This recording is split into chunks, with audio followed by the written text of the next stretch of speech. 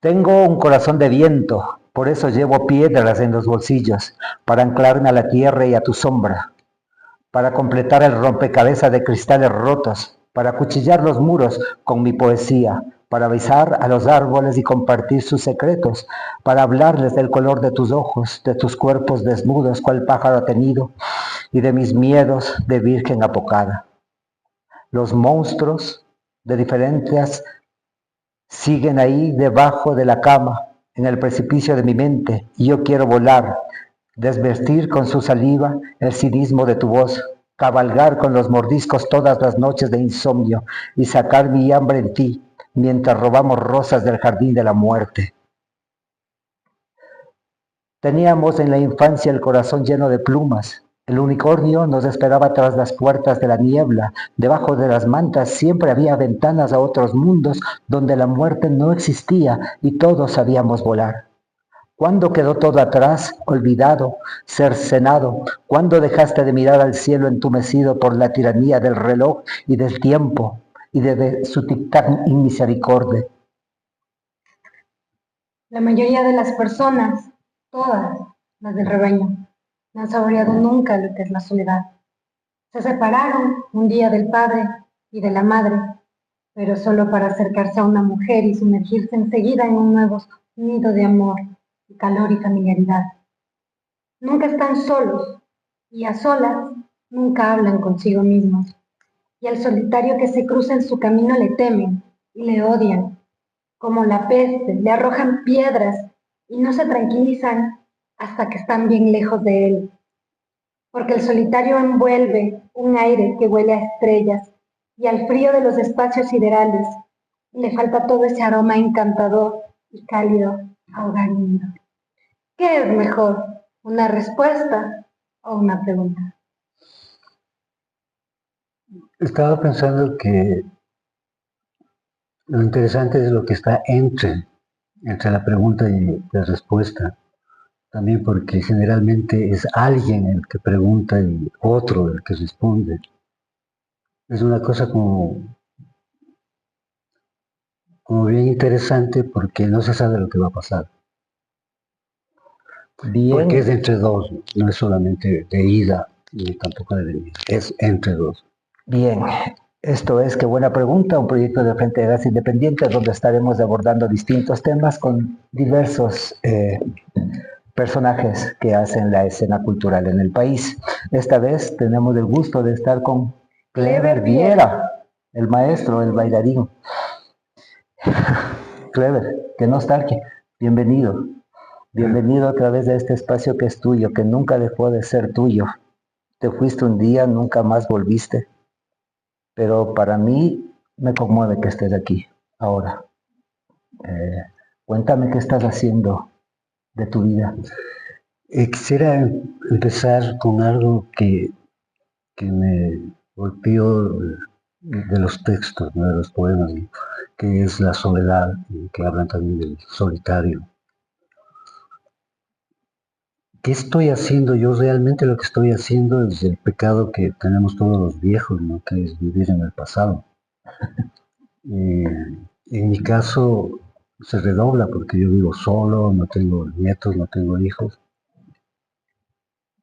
Pero lo que quiero centrarme es que es como que vuelvo a tu acaso, o sea, vuelvo a mi pueblo, pero al pueblo de mi infancia, ¿no? Que era un pueblo solitario, vasto, frío, duro, que ya de niño ya la montaña esta del Pinche, ya no me gustaba porque era erosionada. A lo que quiero llegar es que desde niño aprendí a vivir solo.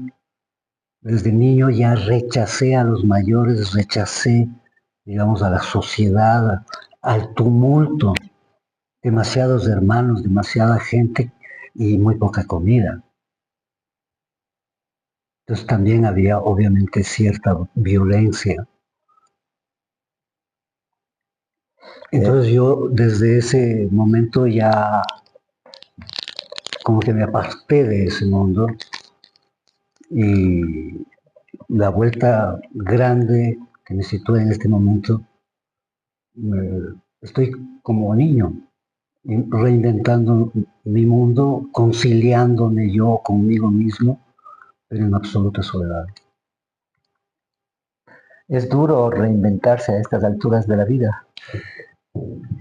A mí me cuesta, porque qué sé yo, las visiones o las imágenes o ideas para coreografiar, también hay temas que vienen de lejos que están pidiendo, ¿no?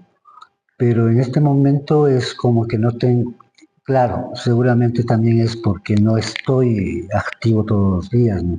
Entonces me cuesta como ordenar al cerebro y que el cerebro me ordene y producir cosas, me está costando mucho.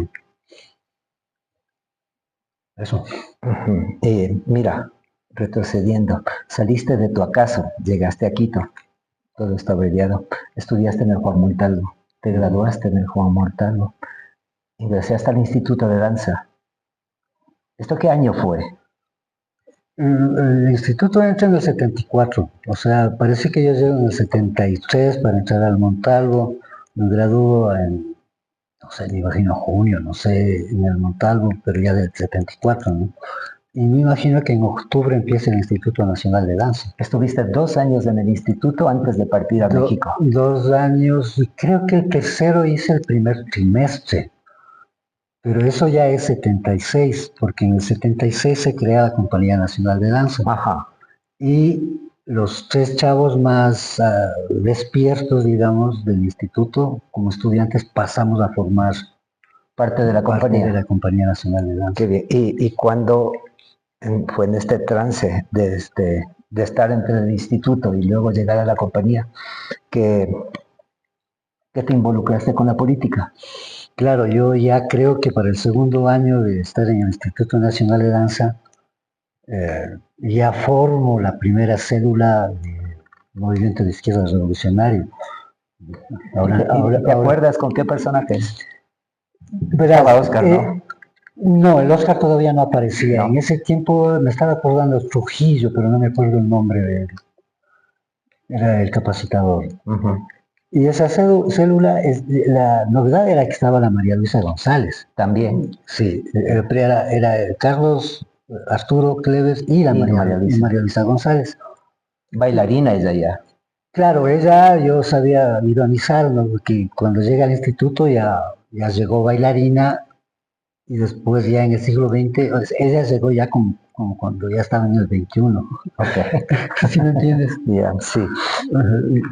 Y fue este contacto con la política que te llevó a México, porque tu maestro, Luis Fandiño, fue. No, ese es Rodolfo Reyes. Rodolfo Reyes llega acá. ¿Y él también era militante?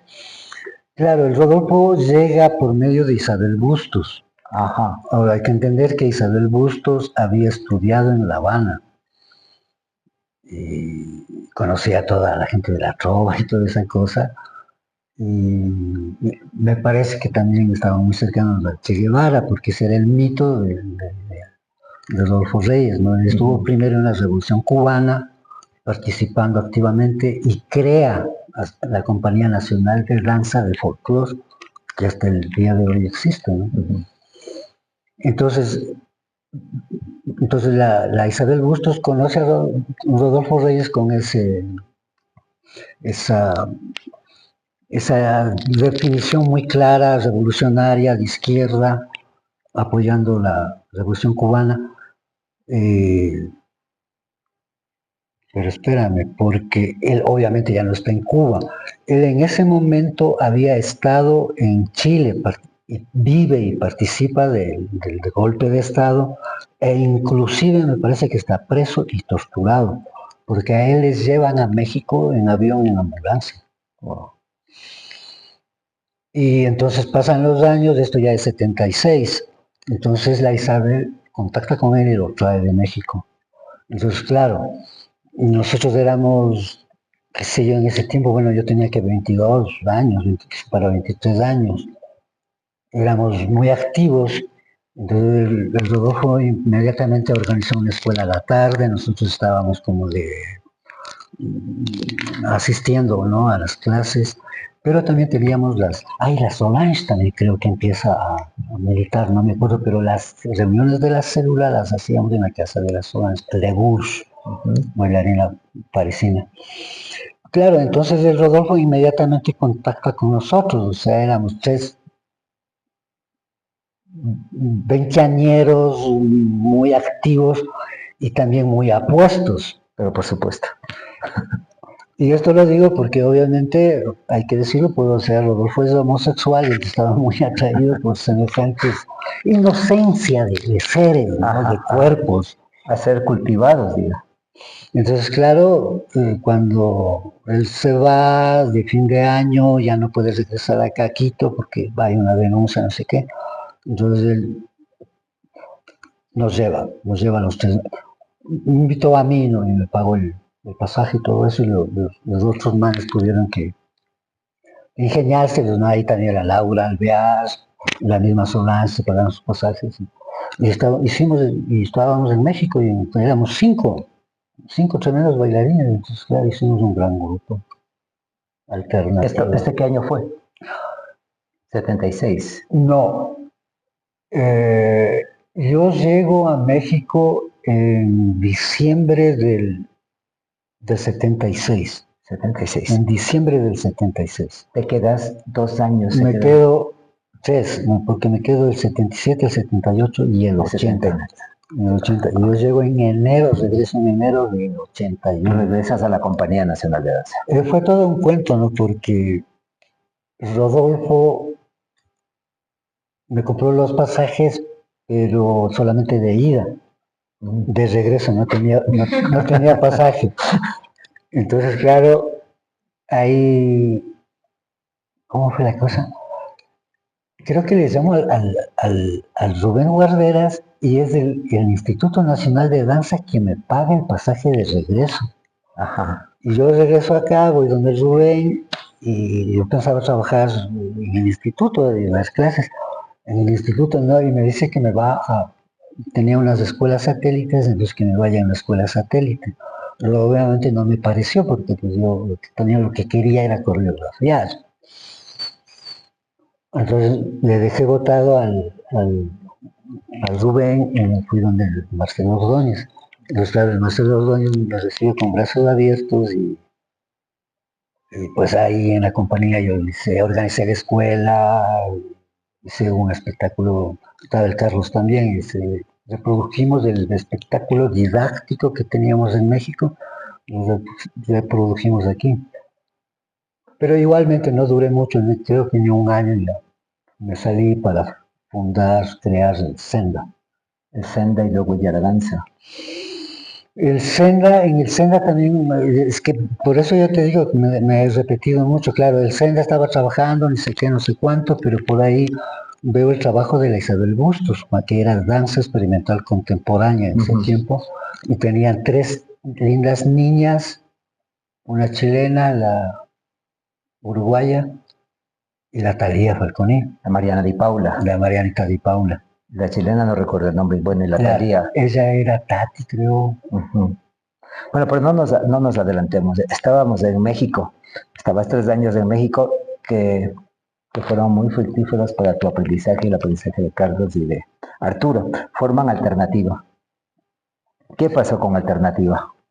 ¿Cuánto hizo? ¿Cuánto colaboró con el desarrollo de la danza contemporánea en México? El Rodolfo, pues obviamente pone, ¿no? Dice el ballet contemporáneo de la Ciudad de México porque era muy grande y recuente, ¿no? Y yo le puse Alternativa. Y no porque porque creíamos o que éramos la alternativa de la danza, sino que yo siempre explicaba eso, no somos alternativa social, política. Pues nosotros estábamos convencidos de la revolución, ¿no? Entonces por eso era alternativa y lo logramos, ¿no? En México, porque pudimos estar en cárceles, pudimos estar en los pueblos, ¿cómo se llaman? En los ejidos, en los campesinos. Bailamos casi en toda la ciudad. Y claro, quizá para sintetizar, ¿no? O sea, es importante porque yo creo que ya en el 78 ya estrenó la primera obra, ¿no?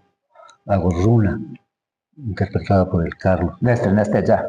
Claro. Con música de Urubamba, un Urubamba. grupo de Bolivia. Sí, claro.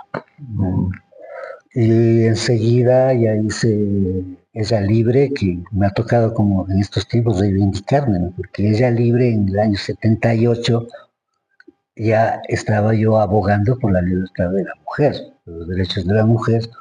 Hice como un poema de una poetisa vietnamita. En fin, Al escucharte lo que nos cuentas, me doy cuenta que para ti tu danza siempre ha sido muy política. ¿Por qué lo relacionas así con el diario vivir? por el medio en que nací, del medio en que vengo. O sea, por acaso es un pueblo que está muy cerca del páramo y muy cerca de los indígenas. Y si algo que me enorgullece de mi familia y de mi padre es que mi padre es, en aquella época es el primero que empieza a mediar entre los indígenas y los blancos, a hacer como de tinterillo, se usaba eso, ¿no? Porque los indios ya, como hasta el día de hoy, pues, estaban explotados, maltratados, imagínate en esa época. Entonces mi padre empieza a organizarlos, empieza a, a lo que después serán las grandes expropiaciones de haciendas y todo eso. Entonces mi hermano Miguel es el más, como más cerebral, porque yo sigo siendo el soñador. El artista. Claro, el extraño, ¿no? El extraño raro, porque también me rechazaban al mismo tiempo que me... Y tocando esto, ¿tú crees que hay un origen emocional en el movimiento? En tus movimientos. Es que no me gusta mucho hablar de movimiento porque se vuelve como muy abstracto, o sea, yo prefiero más bien como hablar del cuerpo y como de pronto muchos años me tomó eso, ¿no? Decir, ¿qué le transforma el cuerpo? ¿Y qué transforma? Finalmente, con las lecturas de Luce, es la percepción. Yo hice muchas pruebas, pero creo que ya no estaba aquí.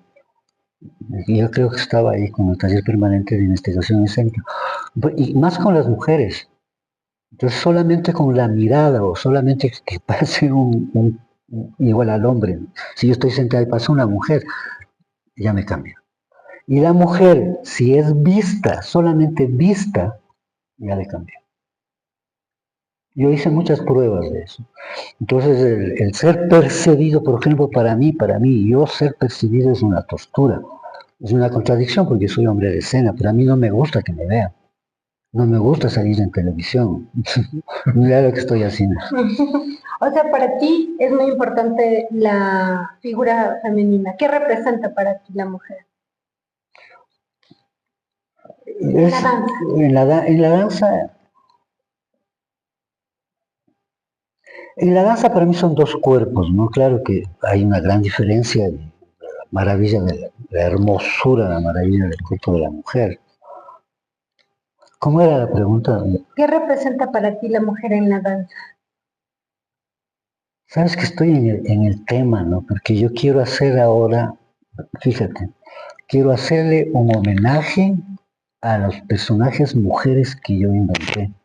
O sea, quiero llevarlos otra vez a la escena, pero ponerles un buen vestuario, les quiero poner un buen maquillaje, les quiero poner ropeles, les quiero poner lentejuelas, sombreros, tocados. O sea, ponerlas bellas, ¿no? Como hacía que con un sapo ya salía a bailar. ¿Cómo te los imaginas en tu mente? Sí, para mí yo lo he dicho, ¿no? O sea, más todavía cuando las mujeres están en escena, yo les he dicho, no son mujeres, son diosas. Sí, como Y yo el podría personaje hablar, de la mujer de las vendas. uy, yo, por ejemplo, mira, Terry, que quiero sacarle a la Juanita del cuento y darle una coreografía, solo a ella. Espectacular. Entonces, ese es, hasta me eriza, me conmueve igual que tú. Sí, mira, Porque es un bello personaje, y es mujer, que es una niña que nació aquí en San Juan. Pero claro, ella viene puta, ¿no? me recuerdo de esa coreografía y lo primero que vi, uno de tus primeros trabajos que vi, que me conmovió muchísimo por el despliegue técnico, por la versatilidad técnica que tenían los bailarines, por la composición coreográfica. No recuerdo mucho el nombre de los músicos que te acompañaban. En Bataola de la Ola con música en Le. ¡Qué loco! Eso lo hiciste en el Prometeo. En el Era Prometeo. un gran grupo de músicos. Eran 9 músicos. Que ocupaban la mitad de la platea del Prometeo y el resto habíamos poca ¿Tú gente viste sentada. eso? Yo vi, claro, en Te el aplaudo. 84. En el 84. 84, Sí, como sí. parte de las primeras jornadas de danza contemporánea que organizaba el Frente. Me quedé con la boca abierta por el despliegue técnico, porque pues, bailarines de estirpe, pues, bailarines de estirpe con Kleber, el Carlos, el Pablo. O sea, con una técnica depurada, impecable. Y luego, no sé si fue en ese mismo espectáculo que presentaste las vendas, o fue después, fue posterior. Fue Eso ya es en los 90. Eso ya es, no, 89. Claro, yo las primeras ventas las hago en el 83. Claro. En el, Ajá. primero aquí. Y aquí luego, en Casa luego de la Cultura, segunda en el versión la hiciste 83. con la May, en el Prometeo mismo, con una cama, que hasta ahora está acá, creo que está acá, esta cama. Hago esta analogía y hago este cuadro histórico, porque de la Bataola de la Ola, las vendas que presentaste que yo le di en el 89, hay una diferencia abismal en el manejo del lenguaje coreográfico, de la técnica depurada, de la composición coreográfica, del conteo para que los bailarines estén en la música, a pasar a una danza, a crear una coreografía casi de estilo expresionista, minimalista con Mai. Hay una diferencia muy grande. ¿Qué pasó en ese pequeño lapso de tiempo? Porque tu evolución camaleónica en cuanto a composición coreográfica ha sido muy versátil. Has abordado muchísimo. Pero ahí tendría que de ley llegar al frente de danza y de ley hablar del Wilson. Antes, vamos a llegar a Wilson, pero antes de eso, porque Bataola no tenía todavía la influencia de Wilson, era Kleber purito, era así. Y las primeras vendas, no las del 83, sino las del 89 que yo vi en el Prometeo, todavía no estaba, sí ya estaba el Wilson, pero todavía no había ejercido como una influencia tan grande. Eso era tu propio lenguaje. ¿Cómo, en este lapso de tiempo, cómo abordaste estas dos maneras de hacer coreografías tan distintas? Es que yo tuve que, en un proceso igualmente largo, un proceso también duro, doloroso, porque me acuerdo que hasta lloraba y hasta vomitaba, porque fue la primera vez que me encerré a trabajar solo.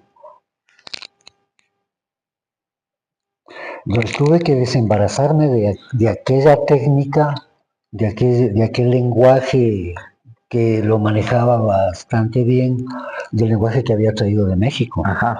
Entonces, yo regreso en el 86 de mi viaje a Alemania, y ahí había visto al Butó, había visto a Casabono, no a Casabono, a Shiro Daima, y a la Carlota Ikeda a la vez. Ajá.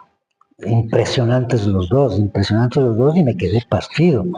Pero yo llegué en el 86 y no sé si vos te habrás dado cuenta, pero el 87, el 88 y el 80 no hice ninguna coreografía. No. Es cuando yo me pasé viéndole al Wilson, observándole al Wilson. Nunca tomo notas yo porque eso no. Bueno, soy como soy. ¿Te consideras un peregrino de la danza? No lo he pensado así, no sé. ¿Y ahora que te lo menciono? Me hace pensar como que me voy y regreso. Podría ser, no sé, me dejas tema para pensar. ¿En qué estábamos? Estábamos en el 89. En la transición de quitarme la técnica, que sea yo, todavía no aparecía Eugenio Barba. No. Todavía no aparecía Eugenio Barba, pero yo sí me desembaracé de lo que él luego llama como la coraza de plata, ¿no? Exactamente. La técnica del bailarín. Entonces me despojé de aquello como para... Y ahí va la influencia del Wilson, porque yo también quería como que mis manos hablaran, que mis pies hablaran, que mi cara hablara, porque pues Luis Fandiño es el creador de la línea abstracta de la danza mexicana. Entonces la cara tenía que estar como así, o sea, no decir nada. Neutra. Entonces, Mira, hablando del, perdón, sí, 89, me acuerdo también que para ese tiempo, creo que fue el 90, tú viajaste a Colombia. Oh, sí, no, espera, estamos mal en el tiempo. en el 89 creo que es que viajamos por Colombia Vive. Sí, por Colombia Vive, pero ahí fuiste a presentar, a estrenar el Viaje a la Memoria El Festiva. Prioste, claro. Viaje a la Memoria Era Festiva. la primera vez que mostraba. Ah, yo me acuerdo de esas tardes, de esos días, de esas tardes, sí, que realmente la razón la tienes tú, y como lo cuentas es fascinante, porque abría la puerta de la sala de danza, de la sala José Limón, y tú estabas solo ensayando, sudando, quizás llorando.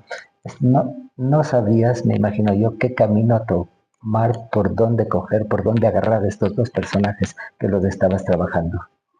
En ese tiempo tenías la premura porque ahí íbamos a ir a Colombia al Festival de Colombia Vive, este festival de reivindicación por la vida. Eh, Ahí salió la camisona y el prioste. Eh, el prioste con esa bandera inmensa de escenografía que hizo José Cáceres, que es una obra maestra. No sé si la tengas Sí, todavía. está todavía. Y si todavía está con vida y la bailas, es espectacular. Antes de eso, ya habíamos tenido el contacto con Juan Carlos Moyano y el grupo Ensamblaje. Claro, porque No llega para, en el 88. sí, pero no para hacer La Tempestad. Ahí hicimos la comparsa por la vida, hicimos varios ejercicios teatrales y de espectáculos al aire libre, en espacios alternativos, participábamos en muchas comparsas, en muchas marchas. Pero Donde, es importante ese lapso porque ahorita tú me haces caer que esa comparsa por la vida, porque creo que por ahí es la primera vez que me pongo una máscara y empiezo a hablar. ahí es realmente el punto de Hay quiebre. otro cambio, Ahí sí. es el punto de quiebre porque ya dejas de ser el clever, bailarín excelso, brillante, y empiezas a ser el coreógrafo que busca, que sufre, que llora, que rompe con su modus establecido de crear las cosas, de hacer las cosas, y, y pasas a tomar como una actitud más abstracta, más, sí, abstracta, más interna, con movimientos más cercanos al butó y a la introspección. Ahí es cuando empiezas a manejar y a crear el viaje a la memoria festiva. Mm, un lenguaje más propio, ¿no? Un lenguaje para mí más auténtico. Ahí quizás ya se ve un poquito la influencia del Wilson Pico. ¿O no? Formalmente no hay influencia, ¿no? Porque tampoco el Wilson es que tenga forma. Cambia. Digo, una manera filosófica de abordar El las Wilson cosas. de hecho es el puente y me da ciertos recursos para yo poder, en primer lugar, como dije, desembarazarme de esa corteza técnica y me da recursos para investigar.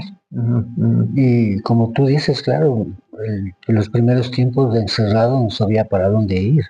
Encontré recursos porque para mí era correr hasta el cansancio o girar. Y claro, estaba como deteniéndole a la cabeza, ¿no? Rompiendo los códigos. Sí, y mira, viajas a Colombia, presentas el viaje a la memoria festiva, haces una pausa porque te regresas y vives en Colombia cerca de un año, vuelves por ahí por el 90, participas en el montaje de Contravías. Contravías. Antes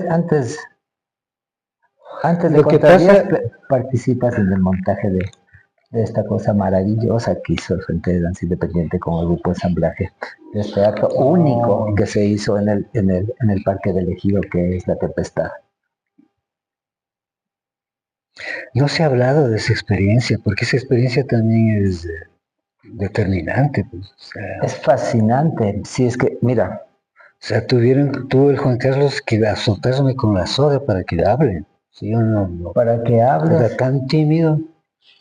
No se habla de ese aspecto de la timidez.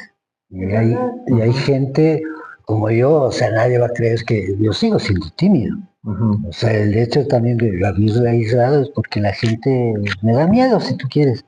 Me fascina, pero al mismo tiempo me cansan. Pero también es timidez. ¿Y qué sentiste al crear, al ser parte de esa creación de Tempestad?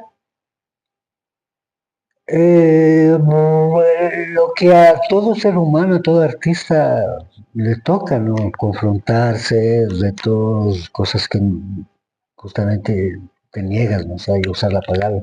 Aunque oír la poesía me hace de acuerdo, ¿no? O sea, a mí siempre me gustó la literatura. Siempre he dicho poemas, por ejemplo, pero solo a su vez en las sesiones de borrachera del MIR.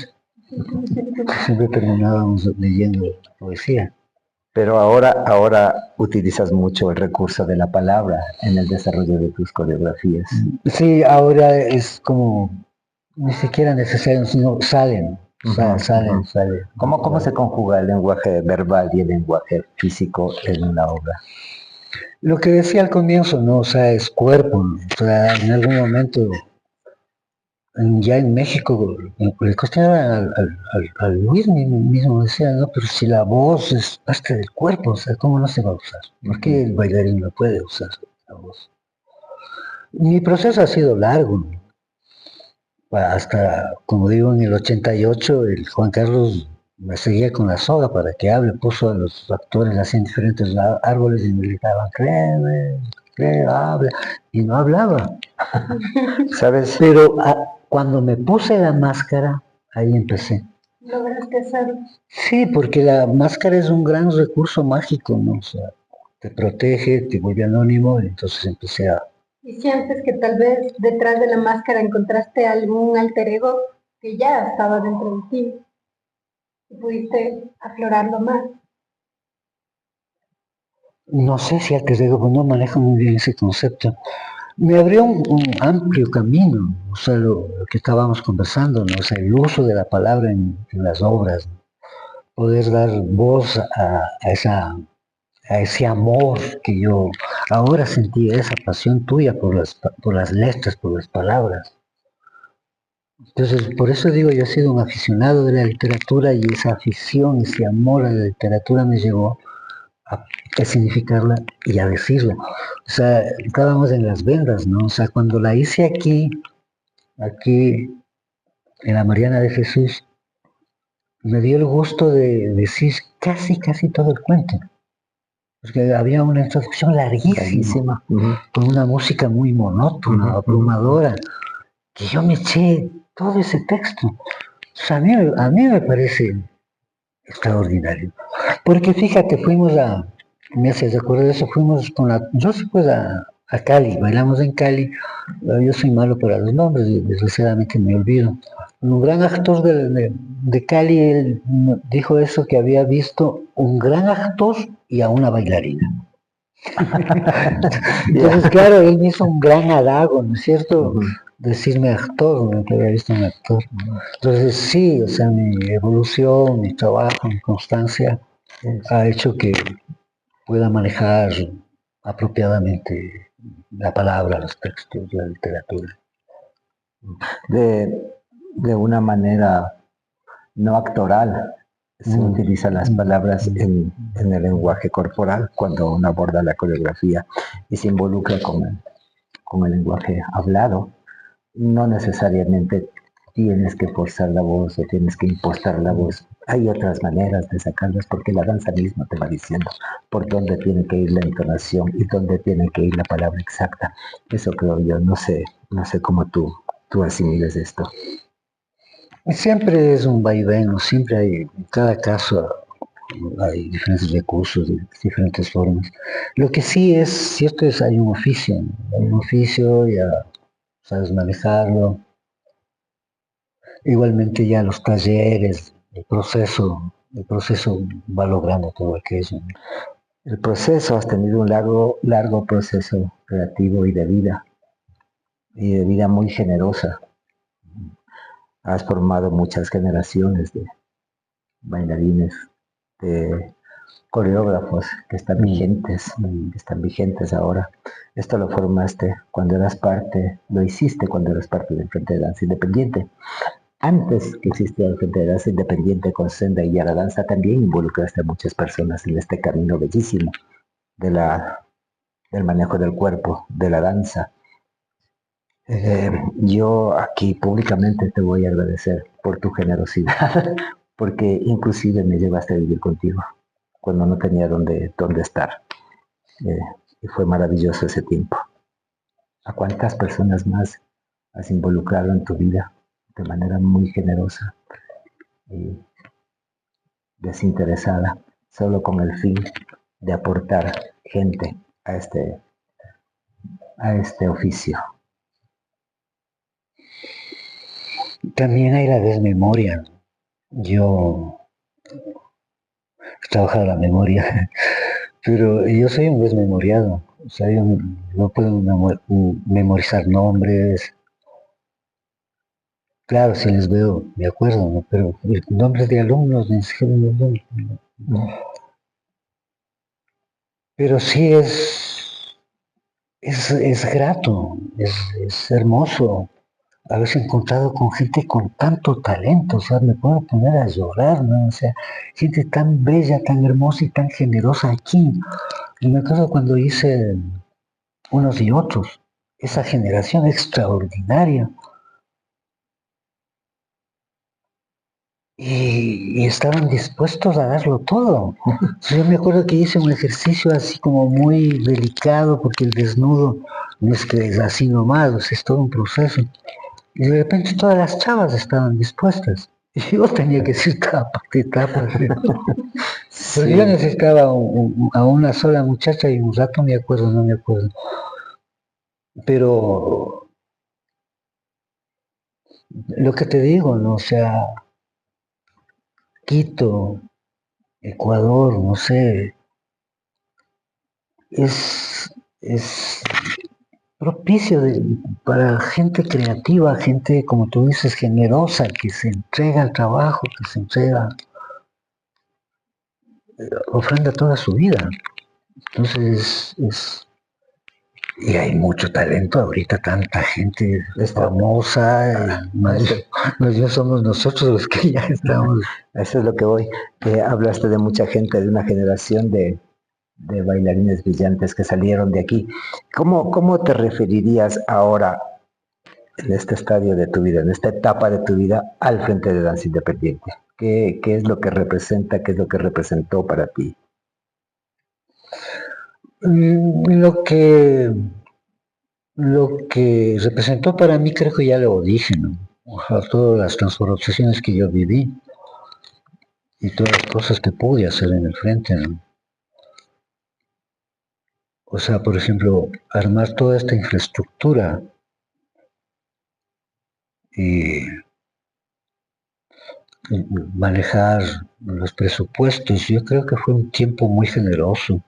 Ese es el tiempo que también echo de menos porque no solamente eran bailarines, había otras gentes que colaboraban, o sea, el mismo Víctor Hoyos, Ramiro Murillo es el que hizo este teatro y no cobró casi nada. Yo me sé reír porque ahorita ir a hablar con el Ramiro ya no se puede. No, pues no tienes que sacar una cita con... Exacto, una cita, algo así. Sí, sí. Pero el Ramiro, con el Ramiro hicimos todo eso. Sí, ¿cómo se confabuló el tiempo para juntar a tantas personas generosas y creativas? Yo creo que eso fue la magia del Frente de Danza. Te iba a recordar que, no sé si estabas, porque tú en ese tiempo eras chico, ¿no? Estabas cuando tumbé la pared e hice la José Limón. Pero no sé si te acuerdas que llegó un amigo mío. Es que venía la gente, no tenía que invitar, venían solitos. Sí, él vino solito, ¿cómo te ayudo? Y después me trajo la vaina de soldar. Yo era un artesano de joyas que tenía un sombrero, o sea, era un personaje, si me acordara el nombre. Yo no me acuerdo, pero sí me acuerdo cuando se tumbó la pared de la sala José Limón. Y ahí pasamos de una noche, lo hicimos. Sí, una noche. Y mira el tiempo. Es la única sala con carácter alternativo que existió en la década de los 80, creada por el Frente de las Independientes, porque realmente tenía un carácter alternativo. La gente podía mirar el mismo espectáculo desde dos lugares distintos. Era como La gente que se sentaba a la derecha no miraba lo mismo que la gente que estaba sentada al costado izquierdo. Esa era la particularidad de esa sala y fue hermoso, fue lindo. ¿Cómo ves a la danza ahora? ¿Cómo ves a los actores de la danza contemporánea hoy día? No los veo. ¿Cómo sientes que hay propuestas románticas, reivindicativas, creativas ahora que hay un mundo de información por la globalización, por las redes sociales? ¿Piensas que hay o sientes que hay algo que va a surgir, que va a explotar, que va a marcar el camino? No creo, yo creo más bien lo contrario, ¿no? Que quizá por la situación económica del país, la miseria en la que vivimos y más todavía la cultura. Por un lado predominan las instituciones oficiales y siguen manipulando. Por otro lado, lo que tú hablas de la información, entonces tenemos bailarinos postmodernos, hay bailarinas muy bien formados en release, en contact, pueden hacer muchas cosas.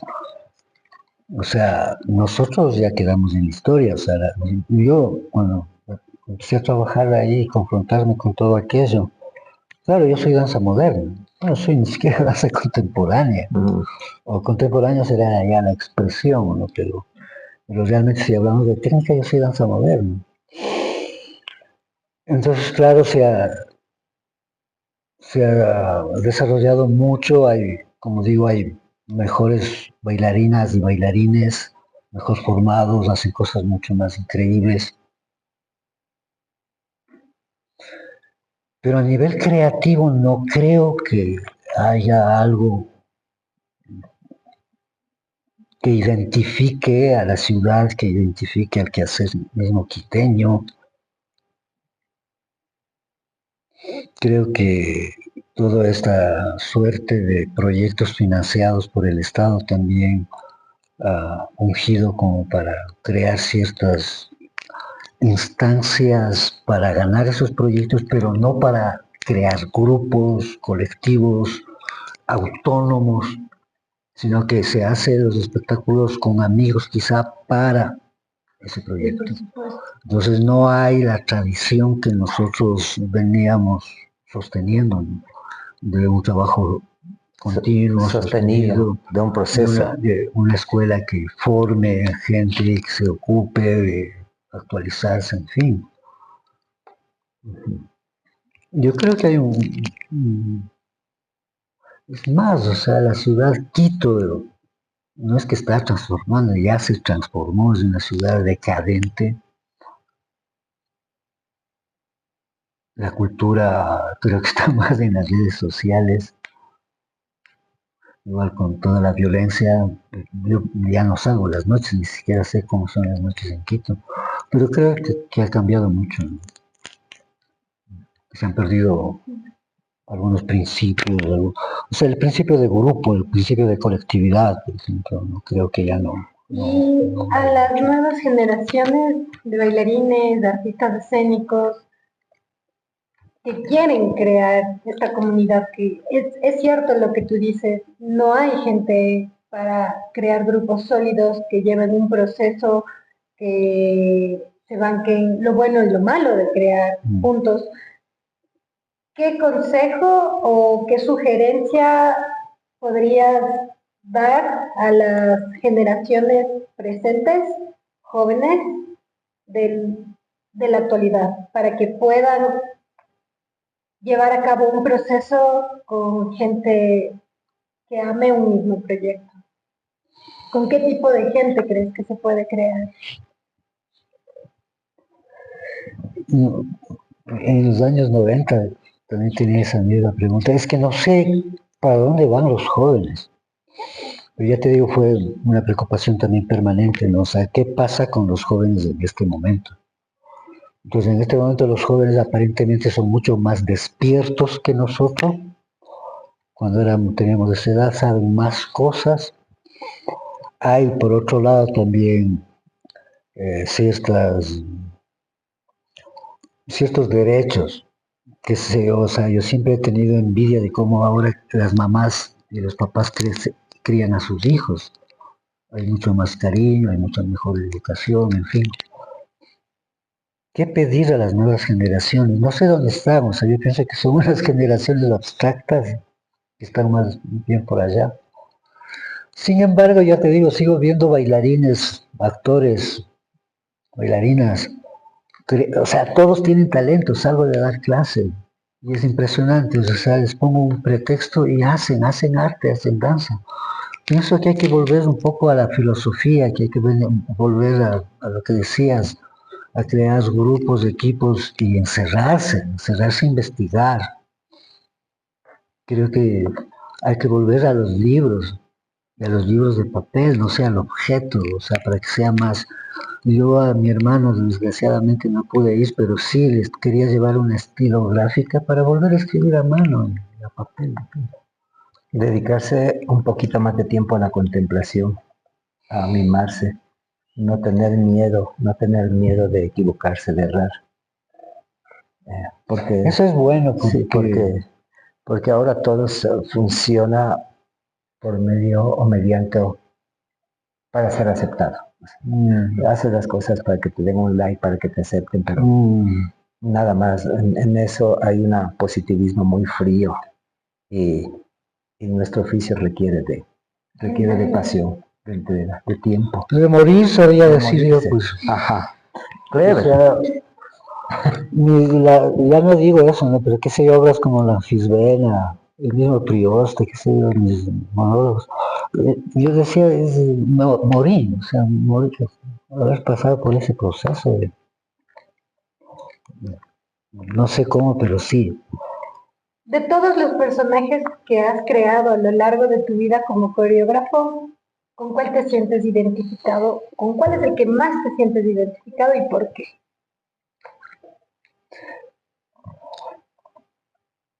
O sea, me sorprende en este momento que hayan sobrevivido tantos años, tantos personajes. O sea, por ejemplo, la Camisona, que es un personaje que yo me acuerdo que sí, es un personaje que aprendió a vivir sin coreografía, pero ha estado en algunas obras, ¿no?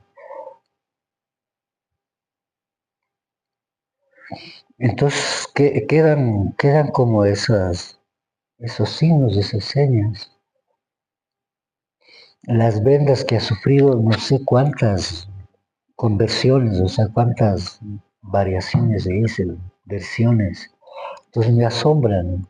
El Prioste es un personaje muy querido para mí porque es de tu acaso, porque de alguna manera también es mi padre y de alguna otra manera es algún hálito medio místico que siempre me acompaña en una relación que yo tengo con ese personaje llamado Jesús, que también ha atravesado toda mi vida y que quizá la vuelva a hacer una obra grande sobre ese personaje.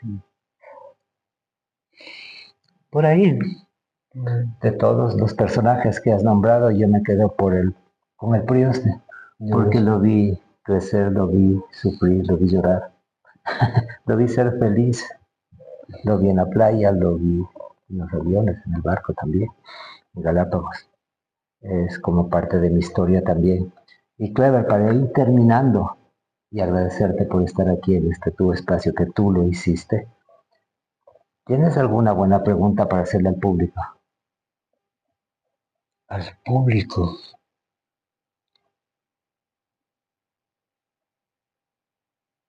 Qué buena pregunta.